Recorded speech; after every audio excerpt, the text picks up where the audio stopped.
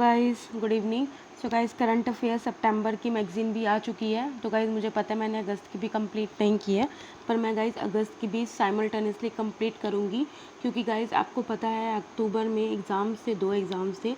तो अक्टूबर काफ़ी ज़्यादा हेक्टिक मंथ गया है, तो कुछ मेरे भी कुछ अधूरे काम थे जो मैंने पेंडिंग थे, जो मैंने पूरे करे हैं। तो इसलिए कि अक्टूबर थोड़ा सा मेरा स्ट्रिक्ट रहा है थोड़ा मंथ, ठीक है। पर मैं अगस्त और सितंबर दोनों अच्छे से कंप्लीट करूँगी, ऐसा मत सोचना कि मैं नहीं करूँगी। तो गाइस जो इंडेक्स है वो तो आप खुद भी देख सकते हो, कोई बड़ी बात नहीं है। लेकिन फिलहाल मैं आज के लेक्चर में क्या कवर करने वाली हूँ, कल्चर और स्कीम इन न्यूज़ को कवर करने वाली हूँ, ठीक है।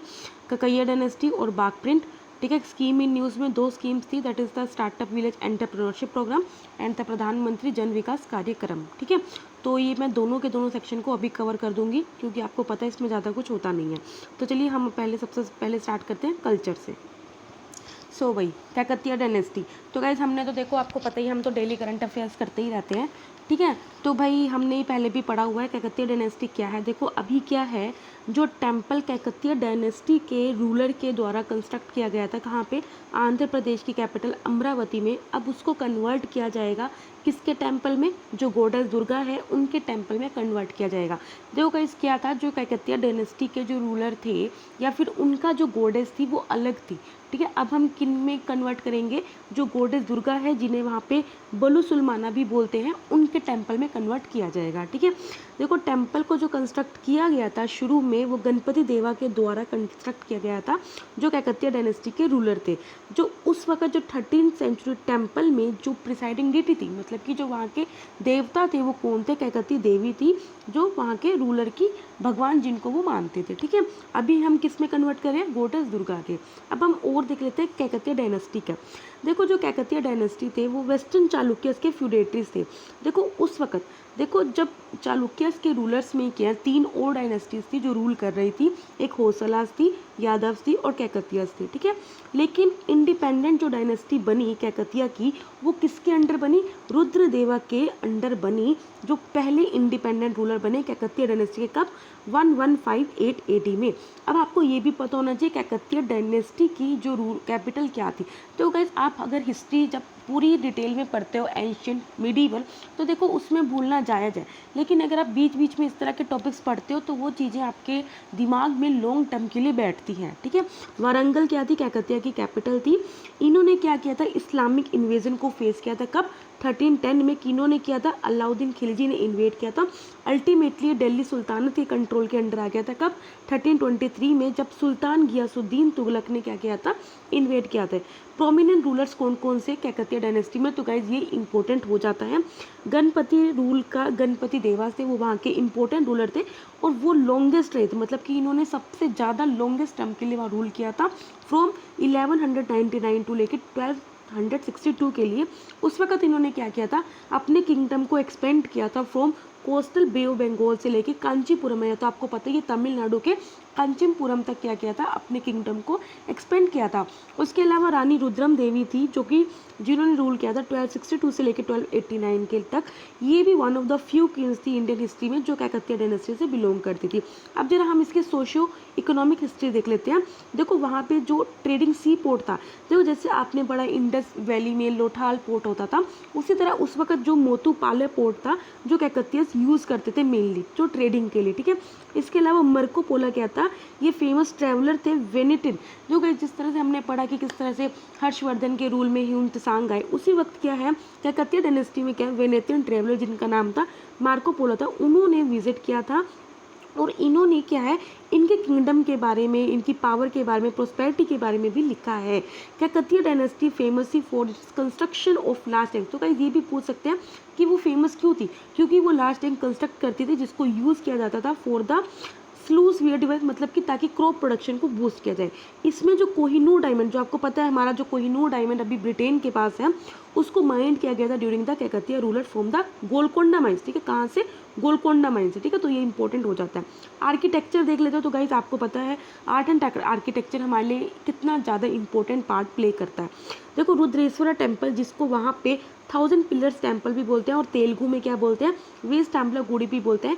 ये one of the earliest structure है काकतीय आर्किटेक्चर का। इसको रुद्रदेवा के द्वारा बिल्ड किया गया था 1163 AD में। टेम्पल को इसलिए माना किया जाता है क्योंकि वहाँ पे रिचली कार्व्ड पिलर्स, मतलब कि काफ़ी वहाँ पे कलाकारी की हुई है, रॉक्स में कार्विंग की गई है, परफोरेटेड स्क्रीन्स हैं, स्पेशल आइकन्स है जैसे रॉक कट एलिफेंट्स हैं, मोनोलिथिक नंदी है, तो काफ़ी चीज़ें हैं वहाँ पे जिस वजह से ये टेम्पल बहुत अच्छा है टेम्पल को। लेकिन जब मैंने आपको बताया कि इस्लाम ने इन्वेजन्स किए थे, दिल्ली सुल्तानत ने इन्वेज किया था, जब तुगलक डायनेस्टी ने इन्वेड किया था तो वहाँ का जो टेम्पल है इसको बिल्कुल क्या किया था, इस पर वायलेंट अटैक कर दिया था during the invasion of Deccan sultanate. दूसरा जो आर्किटेक्चर है वो रमामप्पा टेम्पल है। देखो ये इंडियन हिस्ट्री में ओनली टेम्पल है जिसको स्कल्प्टर के नाम पे लिखा गया। देखो हम किसी भी टेम्पल का नाम किस पे रखते हैं, या तो किसी देवी या देवता के नाम पे रखते हैं, ठीक है, लेकिन इसको हमने किस पे नाम पे रखा है, जिस स्कल्प्टर ने जिसने इसको बिल्ड किया उसके नाम पे रखा गया।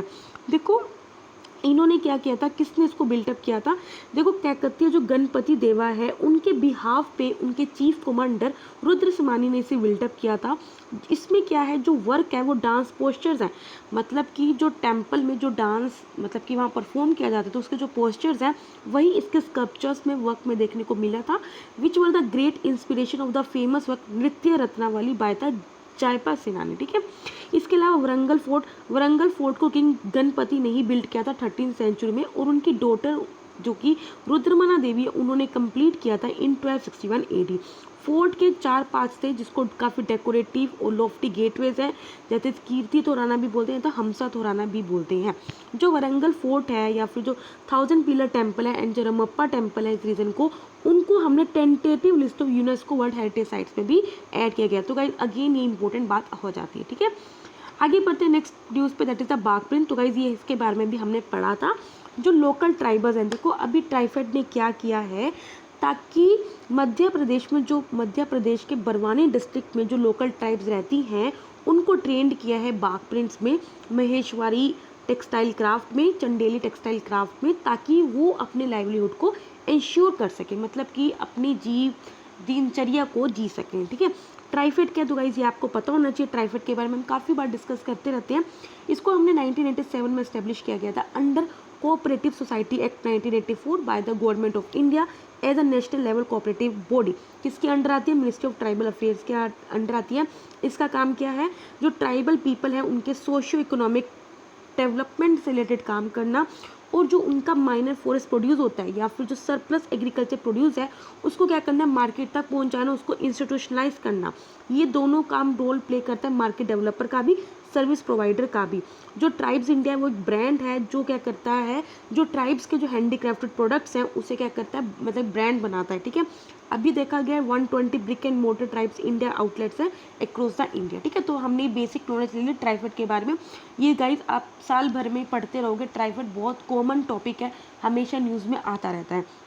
अब हम पढ़ लेते हैं। देखो जो मध्य प्रदेश में जो बरवानी डिस्ट्रिक्ट है वो एक एस्पायरेशनल डिस्ट्रिक्ट है। आपको पता है कितने डिस्ट्रिक्ट्स होते हैं, ठीक है। एक तो फ्रंट रनर होते हैं, फिर अचीवर होते हैं, ठीक है, फिर सबसे जो नीचे आते हैं वो एस्पायरेशनल डिस्ट्रिक्ट होते हैं, ठीक है। सबसे ऊपर जो आते हैं वो अचीवर होते हैं, ठीक है। आई थिंक फ्रंट रनर होते हैं, ठीक है, मुझे बताना, ठीक है। जो बरवानी डिस्ट्रिक्ट है मध्य प्रदेश में वो एस्पायरेशनल डिस्ट्रिक्ट है due to its poor socio economic development constitution, ठीक है। अगर देखा जाए बरवानी में कोई भी ट्रेडिशनल क्राफ्ट नहीं है, लेकिन जो उसके आसपास जो नेबर में उसके डिस्ट्रिक्ट्स हैं जैसे खरगोनो, धौरो, वहाँ पे मेनली वहाँ पे जो ट्राइबल लोग हैं वो मेनली बाघ प्रिंटिंग को परफॉर्म करते हैं, या फिर वो किस में एंगेज्ड है, माहेश्वरी स्टाइल की जो वीविंग है, मतलब कि जो टेक्सटाइल्स की मतलब जो बुनाई होती है ना उनमें क्या है, एंगेज्ड है, ठीक है। तो इसलिए क्या किया, वहाँ के जो ट्राइब्स हैं किसके, जो इस डिस्ट्रिक्ट में रहते हैं बारवानी डिस्ट्रिक्ट में, उनको हमने इसमें एक्सपर्ट किया। अब हम इन तीनों के बारे में पढ़ लेते हैं, व्हाट इज़ बाघ print, what is Maheshwari textile and the Chandeli textile. देखो बाघ प्रिंट क्या है, ट्रेडिशनल हैंड ब्लॉक प्रिंट है। इसमें हम नेचुरल कलर्स यूज़ करते हैं, मेनली मध्य प्रदेश के धार डिस्ट्रिक्ट में प्रैक्टिस किया जाता है। इसका जो नेम डिराइव्ड हुआ है वो किसके नाम से हुआ है, देखो बाघ रिवर मध्य प्रदेश में ही बहती है, विलेज बाघ उसी के नाम से इसको डिराइव किया गया। इस प्रिंटिंग टेक्निक में हम क्या करते हैं, देखो सबसे पहले हम किस पे यूज़ करते हैं, देखो कॉटन और सिल्क का क्लॉथ लेते हैं जिस पे हम ये काम करते हैं, फिर उसमें कुछ कलर्स हम यूज़ करते हैं जैसे ऑर्गेनिक रेड डाइज जैसे एलम, अलीजरन, या फिर आयरन फिलिंग्स के जो कोरोडेड कलर्स हैं उनको हम यूज़ करते हैं। एक बार जब हम प्रिंटिंग कंप्लीट हो जाती है तो हम उस प्रिंटिंग जो सब्जेक्ट है, मतलब जो प्रिंटिंग फैब्रिक है, जैसे या तो अपने कॉटन के कपड़े पे किया या तो सिल्क के कपड़े पे किया, उस फैब्रिक को हम क्या करते हैं, रिपीटेड वॉशिंग करते हैं फ्लावरिंग वाटर रिवर में। उसके बाद उसको सूखने के लिए हम सन में रख देते हैं, सूरज में रख देते हैं फॉर अ स्पेसिफाइड पीरियड, ताकि वो एक शाइन जो है ना लस्टर वो ले सके, ठीक है। इसमें क्या मेनली ज्योमेट्रिक या फ्लोरल कंपोजिशन हम यूज़ करते हैं, और ऑफ कोर्स मैंने आपको ऑलरेडी बता दिया है वेजिटेबल कलर्स यूज़ करते हैं, रेड और ब्लैक कलर का, और इसमें जो बैकग्राउंड होते हैं वो मेनली वाइट कलर की होती है। जो बाग प्रिंटिंग है उसको ऑलरेडी GI टैग मिल चुका है 2008 में, तो आपको पता होना चाहिए कि Bagh printing GI tag receive already कर चुकी है। सेकेंड आता है माहेश्वरी फैब्रिक। देखो माहेश्वरी फैब्रिक में क्या होता है, कॉटन या सिल्क की फैब्रिक होती है जो उसको वोवन किया जाता है, मतलब कि सिला जाता है विद जारी और बारकोड डिफरेंट डिज़ाइंस में। इसको प्राइमरीली इसलिए यूज़ किया जाता है ताकि साड़ीज़ को बनाने के लिए। जो माहेश्वरी साड़ी है उसका नाम ही किससे आया है, नर्मदा के बैंक पे माहेश्वर एक लोकेटेड है खरगोना डिस्ट्रिक्ट में, उसके नाम से इसका नाम पड़ा है माहेश्वरी साड़ी। जैसे बनारसी साड़ी पड़ा है, ठीक है, बनारस के नाम पे, उसी तरह क्या है महेश्वर डिस्ट्रिक्ट के नाम पे माहेश्वरी साड़ी का नाम पड़ा है। देखो इसमें क्या किया है, जो मध्य प्रदेश के जो फोर्ट्स हैं, जो उनका डिज़ाइन है, जो वहाँ का ग्रैंड्यूर है, मतलब कि जैसे होता है ना कितना अच्छा सुंदर बना हुआ है, उसको बहुत बड़ा इंपॉर्टेंट रोल प्ले किया है in inspiring the technique weaves and the motifs on the Maheshwari fabric. कुछ पॉपुलर डिज़ाइन जो इसके अंडर इंक्लूड होता है, जैसे चटाई का मैट पैटर्न हो गया, चमेली that is a jasmine pattern हो गया, ब्रिक पैटर्न जैसे ईंट, डायमंड पैटर्न जैसे हीरा, तो ये सब यूज़ किए जाते हैं, ठीक है। इसमें क्या 5 मेजर कैटेगरीज की साड़ी होती हैं जो महेश्वरी फैब्रिक के द्वारा मतलब कि यूज़ करके हम मूव करते हैं, जैसे चंद्रकला, बाइनगनी चंद्रकला, चंद्रतारा, बेली एंड पारबी। ये जो साड़ीज होती हैं ग्लोसी होती हैं और लाइट वेट होती हैं, ठीक है। जो महेश्वरी साड़ीज़ हैं वो मेनली कौन यूज़ करता था, होलकार्स की जो रॉयल फैमिलीज होती थी वो यूज़ करती थी, और इनको सबसे पहले क्रिएट किया जाता है जो माना जाता है that is by the Rani Ahilya Bai Holkar हरसव, मतलब कि इन्होंने अपने लिए ही इसको क्रिएट किया था। इसके अलावा चंदेली फैब्रिक्स के बारे में पढ़ लेते हैं। तो कहीं ये ट्रेडिशनल एथनिक फैब्रिक है जिसको ये भी लाइट वेट है, शेयर टेक्सचर है, फाइन लग्जरियस फील है। इसको कैसे प्रोड्यूस किया जाता है, सिल्क का यूज़ करके, इसको सिल्क को सील करके सिल्क के एंड गोल्डन जारी in the traditional cotton yarn that results in the creation of shimmering texture. इसमें जो फैब्रिक है इसका नाम कहाँ से आया है, मध्य प्रदेश का जो डिस्ट्रिक्ट है, जो स्मॉल टाउन है चंदेरी, उसी के नाम पे इसका नाम पड़ा चंदेरी फैब्रिक। इसको भी 3 टाइप्स में हम क्लासीफाई कर सकते हैं, Chanderi silk cotton, pure silk and the Chanderi cotton. जो चंदेरी साड़ीज़ है वो किसके द्वारा पैट्रोनाइज किया जाता है, जो सिंधियाज की जो रॉयल फैमिलीज थी उनके द्वारा पैट्रोनाइज, ठीक है। तो अब आपने समझ गए होंगे जो महेश्वरी साड़ी है वो होलकार्स की रॉयल फैमिलीज के द्वारा यूज़ की जाती थी, चंदेरी साड़ी सिंधियाज की रॉयल फैमिलीज की, ठीक है। तो अगर अब हम पढ़ते हैं अपने किसमें स्कीम्स जो थी हमारी न्यूज़ में। ऑफ कोर्स गाइज हम सब पढ़ते हैं डेली करंट अफेयर्स में, बस इसमें कॉम्प्रिहेंसिव मैनर में कितना वो आप देख ही रहे होंगे। देखो स्टार्टअप विलेज एंटरप्रेन्योरशिप प्रोग्राम, देखो नाम से समझ में आ रहा है ताकि हम रूरल जो पुअर्स हैं उनको हम एंटरप्रेन्योरशिप में ज़्यादा से ज़्यादा एंगेज कर सकें, ठीक है। रिसेंटली के जो स्टार्टअप विलेज एंटरप्रेन्योरशिप प्रोग्राम है इसने जो अपना सर्विस ऐप जो बिजनेस सपोर्ट सर्विस है उसको एक्सटेंड किया है कितने 23 स्टेट्स के 153 ब्लॉक्स में, और अब कैपिटल भी इन्फ्यूज़ किया। ऑफकोर्स देखो आप अगर सर्विसेज एक्सपेंड कर रहे हो उसका मतलब आप वहाँ पे ऑफकोर्स कैपिटल भी इन्वेस्ट करोगे ना, तो यही है ऑब्जेक्टिव क्या है, ताकि हम वहाँ के जो रूरल पुअर हैं उनको इनेबल कर सकें, उनको हम एनकरेज कर सकें कि आप अपने एंटरप्राइजेस को ज़्यादा से ज़्यादा डेवलप करो, आप एंटरप्रेन्योरशिप प्रोग्राम हम एक तरह से खोल सकें। अब वो कैसे करेंगे, सबसे पहले हम क्या करेंगे, इंफॉर्मेशन कम्युनिकेशन टेक्नोलॉजी जो टेक्निक्स हैं उनको इंटीग्रेट करेंगे, उसके थ्रू हम उन लोगों को वहाँ पे ट्रेनिंग प्रोवाइड करेंगे, उनकी कैपेसिटी बिल्डअप करेंगे। सेकेंड हम क्या करेंगे, ऑफकोर्स देखो गाइडेंस एडवाइस सबसे ज़्यादा इंपॉर्टेंट रोल प्ले करती है। अगर आपको भी UPSC में सक्सेस पाना है तो आपको पता है गाइडेंस ज़्यादा इंपॉर्टेंट रोल प्ले करती है, ठीक है। तो एंटरप्रेन्योरशिप के लिए उनको क्या एडवाइजरी चाहिए, क्या सर्विसेज चाहिए, वो सेकंड ये चीज़ आपको प्रोवाइड करेगी। थर्ड क्या करेगा, ऑफकोर्स आपको फाइनेंस चाहिए, ठीक है, लोन्स अगर आपको प्रोवाइड चाहिए बैंक से या फिर सेल्फ हेल्प ग्रुप से या किसी भी इंस्टीट्यूशन से, वो आपको प्रोवाइड करेगी। इसके अलावा क्या करेगी, इसमें क्या होएगा, जब भी आप अपना स्टार्टअप करोगे, जब आप एंटरप्राइज सेटअप करोगे तो उसके इनिशियल 6 मंथ्स में क्या होएगा, जो community resource person enterprise promotion है वो आपकी साइट पर आके विजिट करेंगे और आपको गाइडेंस प्रोवाइड करेंगे। अब इन्हें भी किसने गाइडेंस प्रोवाइड करी है, जो इनको भी गाइडेंस किसने प्रोवाइड करी है, एक एडवाइजरी पैनल एक्सपर्ट्स का, उन्होंने इसको क्या किया मतलब कि गाइडेंस प्रोवाइड करिए और ये फर्दर आपको प्रोवाइड करेंगे गाइडेंस, ठीक है। अब इसका फीचर्स क्या है, देखो सबसे पहले क्या है, ये दीनदयाल अंत्योदय योजना नेशनल रूरल लाइवलीहुड मिशन की सब कंपोनेंट है, किसके अंडर है, मिनिस्ट्री ऑफ रूरल डेवलपमेंट के द्वारा। तो गाइस किसी भी हम स्कीम को पढ़ते हैं वो किस मिनिस्ट्री के अंडर आ रही है वो सबसे ज़्यादा इंपॉर्टेंट बन जाता है। इसका एम क्या है, ताकि हम रूरल एरियाज़ में क्या कर सकें, एंटरप्रेन्योर्स को सपोर्ट कर सकें ताकि वो अपनी लोकल एंटरप्राइजेस को सेटअप कर सकें। इस प्रोग्राम का क्या है, तीन जो देखो जो रूरल एरियाज़ में जैसे नॉलेज की कमी है, एडवाइजरी की कमी है, फाइनेंस इकोसिस्टम की कमी है, इन तीनों कमियों को क्या करेगा, पूरा करेगा। बेनिफिशियरी क्या है, कोई भी रूरल पुअर है जो एंटरप्रेन्योरशिप मतलब विलिंग है कि हाँ यार मैं अपना स्टार्टअप करूँ या फिर अपना सेल्फ रिलायंट बन सकूँ, वो इसको क्या कर सकता है, इसमें एलिजिबल है, वो इसका फ़ायदा उठा सकता है।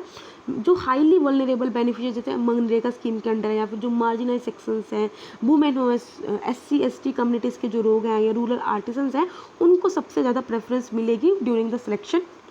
एलिमेंट्स क्या है इस प्रोग्राम के अंदर, देखो जो इसको इम्प्लीमेंट करेगा वो कौन करेगा, जो मैनेज करेगा वो कौन करेगा, नेशनल रूरल लाइवलीहुड मिशन को through the state rural livelihood mission. अब इसमें क्या करेंगे, देखो रूरल अर्बन मिशन के जो क्लस्टर्स हैं वो आइडेंटिफाई करेंगे। अब इसमें क्या करेंगे, हैंड जो स्टार्टअप करें, सपोज करो कोई भी इंसान अब कोई अपना स्टार्टअप कर रहा है, उसको हम हेल्प करेंगे किस तरह से आप बैंक से फाइनेंस ले सकते हो by using tablet based software for making the business feasibility plan, ठीक है। अब हम क्या करेंगे, देखो अब अगर स्मॉल, देखो लोकल जो एंटरप्रेन्योरशिप होगा उनको स्मॉल स्केल मतलब कि स्मॉल फाइनेंस प्रोवाइड किया जाएगा। तो सीड कैपिटल जो प्रोवाइड की जाएगी वो उनको कम्युनिटी इन्वेस्टमेंट फंड से यूज़ करके उनको सीड कैपिटल प्रोवाइड कर दी जाएगी। और हम तब तक उन्हें प्रोवाइड करेंगे जब तक वो बिजनेस उस स्टेज पे ना पहुंच जाए कि तब उसे बैंक से फाइनेंस लेने की जरूरत पड़े, ठीक है। Use the community investment fund to provide seed capital for starting the business till it reaches a size where the bank finance is needed. मतलब कि शुरुआत में जो हम उनको फंडिंग प्रोवाइड करेंगे वो किससे करेंगे, कम्युनिटी इन्वेस्टमेंट फंड से। लेकिन जब उनका बिजनेस इतना ऊपर पहुंच जाएगा, इतना ग्रो कर जाएगा, तब हम उनको बैंक से फाइनेंस भी प्रोवाइड करवाएंगे, ठीक है। बेनिफिट्स क्या होगा, ऑफकोर्स रूरल हेल्प को प्रोवाइड हेल्प करेगा, स्पेशली जो मार्जिनाइज सेक्शंस हैं, वुमेन्स हैं, जो हमारे शेड्यूल कास्ट, शेड्यूल ट्राइबल जो कम्युनिटीज़ हैं, वो अपनी डिग्निटी, एक लाइफ जो आपका डिग्निटी है वो उसको मतलब कि गेन कर सकते हैं और सेल्फ रिलायंट बन सकते हैं, लेटिंग टू अ सोशल चेंज। इसमें क्या होगा, ऑफकोर्स देखो गाइस अगर कोई भी चीज़ आपको शुरू करना है डिसेंट्रलाइज मतलब ग्रास रूट से जो स्टार्ट करते हैं वो लॉन्ग टर्म इफेक्ट पड़ता है। इससे होगा जो वेल्थ जनरेट होगी लोकल इकोनॉमी में उसका मल्टीप्लायर इफेक्ट होगा हमारी अल्टीमेट इकोनॉमी में। हमारी लोकल इकोनॉमी तो स्ट्रेंथन होएगी, साथ में जो वहाँ का जो माइग्रेशन, देखो आपको पता है मैक्सिमम लोग अर्बन एरियाज़ में माइग्रेट क्यों करते हैं, क्योंकि वहाँ पे एम्प्लॉयमेंट है, अपॉर्चुनिटीज़ है। तो इससे जो माइग्रेशन होती है डिस्ट्रेस में वो रिड्यूस होगी। हम क्या कर सकते हैं, एंटरप्रेन्योरशिप को प्रमोट कर सकते हैं in the field of sanitation, drinking water, renewable energy. इसके अलावा क्या हम ज़्यादा और इकोनॉमिक अपॉर्चुनिटी को क्रिएट कर सकते हैं रूरल एरियाज में, ताकि हम जो लोगों को आउट ऑफ पॉवर्टी लेके आ सके, ठीक है। सो गाइस आई होप आपको समझ में आया होगा। नेक्स्ट स्कीम पढ़ते हैं, प्रधानमंत्री जन विकास कार्यक्रम। तो गाइस ये भी हमने कवर किया था।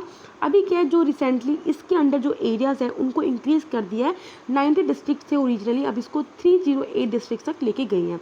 प्रधानमंत्री जन विकास कार्यक्रम का ऑब्जेक्टिव क्या है, देखो इसका ऑब्जेक्टिव यही है था कि हम क्या कर सकें, जो माइनॉरिटी कम्युनिटीज़ को better socio economic infrastructure facilities provide कर सके, पर्टिकुलरली किस फील्ड में, educational, health and the skill development field में। इसका एम क्या है, ताकि हम जो गैप है मतलब कि जो और जो कम्युनिटीज़ हैं हमारी, जो मेजॉरिटी कम्युनिटीज़ हैं या फिर जो उनके बीच का जो गैप है वो हम लेस कर सके। It aims to reduce the gap between the national average and the minority community, ताकि हम जो बैकवर्डनेस है इन लोगों की उसको हम क्या कर सकें, रिड्यूस कर सकें या फिर एलिमिनेट कर सकें। फीचर्स क्या, सबसे पहले किसने इंप्लीमेंट करे, ministry of minority affair, again an important thing. 2008-9 में क्या किया था गवर्नमेंट ने, क्या किया था, मल्टी सेक्टोरल डेवलपमेंट प्रोग्राम जो एक सेंट्रल स्पॉन्सर्ड स्कीम है उसको स्टार्ट किया था।